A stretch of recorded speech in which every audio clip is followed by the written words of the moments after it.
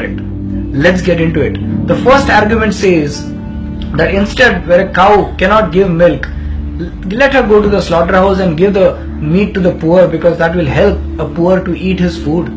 Is it really? If a cow is butchered, then the country earns money as well as precious foreign currency through its export. A healthy cow weighs around 3 to 3.5 quintal, and when it is butchered, then about 70 kilo meat is extracted. 1 kg meat is exported at the rate of about 50 to 70. So that means 70 kilo will give around 3,500. Is that's all? Rupees 3,500 for the meat that a cow is exporting. About 25 liters of blood is extracted out of the same healthy cow, which fetches around 1,500 to 2,000 rupees. About 30 to 35 kilo bones are also extracted, that is sold for about 1,000 to 2,000. So ultimately, when a cow is butchered and sold as parts, then no more than rupees 7,000 is earned out of that entire cow. A healthy cow gives around 10 kilos of cow dung, gobar, and about 3 liters of gaumutra or urine. Out of that 1 kilo gobar cow dung, about 33 kilos manure is made, which is also known as organic manure. So the IRC scientists were called and they got it tested, and their testing proved that this manure contains all essential 18 micronutrients that the soil of a cultivated field needs, like manganese, phosphate, potassium, calcium, iron, cobalt, silicon, etc. Artificial fertilizers rarely contain more than 3 minerals.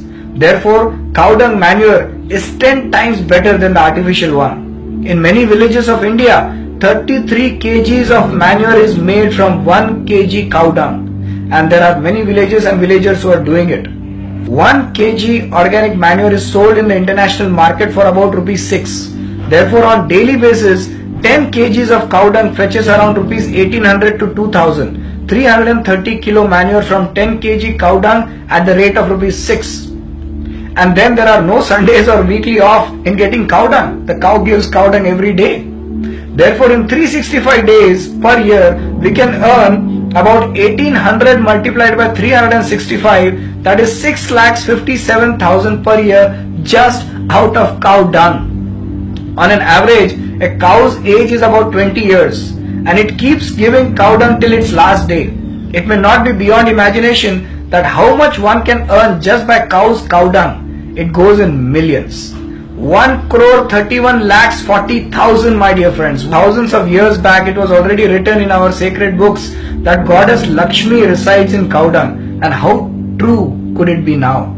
Just see the figures, what I am trying to tell you. This argument is a slap in the face of that elite generation who went through the Macaulay's education system and who consider our religion, our culture and its teachings as mere hypocrisy, and who laugh at the thought of goddess Lakshmi residing in cow's cow dung. Now let's talk about gaumutra or cow urine. A cow gives around 2 to 2.5 liters of urine per day. A urine of cow is useful in making medicines for diabetes, arthritis, bronchitis, bronchial asthma, tuberculosis, osteomyelitis, etc. and some 48 various other diseases. 1 liter urine is sold in the market for about rupees 500, and that also is the price in Indian market. In international market, a liter of urine can fetch far more. Did you know that America, Gaumutra or urine is patented there? It has got more, not one, but 3 cow urine patents in its entire curriculum. And that the American government imports cow's urine every year from India and makes medicines.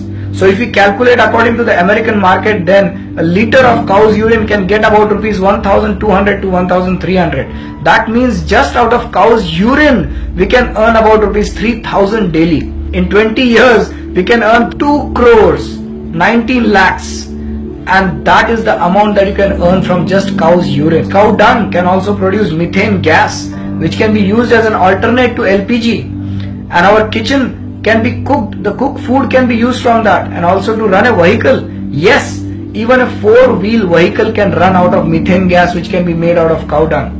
Exactly the way that a vehicle run on an LPG gas, a vehicle can also run on methane gas. And unlike diesel, there is no smoke generated from the burning of methane. Plus, there is rarely any sound pollution in a vehicle running on methane gas. So if we get 10 kgs cow dung per day, then how much methane gas can be produced out of it per year? And in 20 years, there are 17 crore cows in our country. Then if we collect cow dung of all these cows and use it to make methane, then we can get about 1,32,000 crore. We can run our whole transportation without diesel, without petrol. Then we won't have to beg the Arabs for crude oil and America for its currency to buy the crude oil. In this way, our rupee will also get strengthened. They say that killing cows is our religious right and we will do it. So let's get into this argument and say, is this a religious right? Then why don't we go into history and find out how many Muslim rulers use this religious right? So let's make an in-depth analysis of all the historic documents, whether or not the Muslim rulers in India ever utilized that right. Old historical documents, and it is discovered that none of the Muslim rulers in India ever supported killing of cow. In fact, they were completely against that. Some of them made laws to stop butchering of cows under their rule. One out of them was Babur. He had written in his book Baburnama that cows should never be killed, even after his death, and that this law should be continued. His son Humayun continued this law, and many others who came after him, including Aurangzeb, followed it. Other than that, in South India there was a king called Hyder Ali, the father of Tipu Sultan, who made a law that if someone is caught killing a cow, then his head will be cut off. Many were punished under this law. Tipu Sultan, when he became the king, he continued this law, except that instead of cutting head, he would cut hands of those who killed the cows. When these facts are shown that it was a religious right of a Muslim to kill cows, then Babur and Humayun were staunch Muslims. Aurangzeb was even stauncher. Then why did they not kill cows and made laws against it? If Quran, Muhammad Sahib and Hadith say against killing cows, then how is it possible that killing cattle or cows is a religious right? The Supreme Court has given a judgment on the 26th of October 2005. Killing of cows is a completely wrong offense in India. In its 66-page judgment, Supreme Court created history. It says that to kill cow is a constitutional and religious sin, and it also says that it is the constitutional duty of every citizen as well as the government to protect cows. As you may know, some of the constitutional duties are to abide by the constitution, respect national flag, respect freedom fighters, to uphold and protect the sovereignty, unity and integrity of India.